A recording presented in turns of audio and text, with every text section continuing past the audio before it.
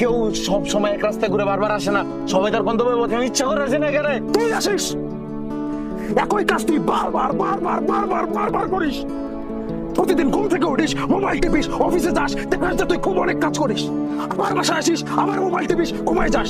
বারবার দিন সকালে একই জিনিস বারবার বারবার বারবার। Same day, same routine, same সময়। তোর কাপড় বদলায়, সময় বদলায়, তুই বদলাস না। আজকে একই রাস্তা আসতেছিস, নতুন কিছু তোর জন্য, নতুন কিছু তোর জন্য।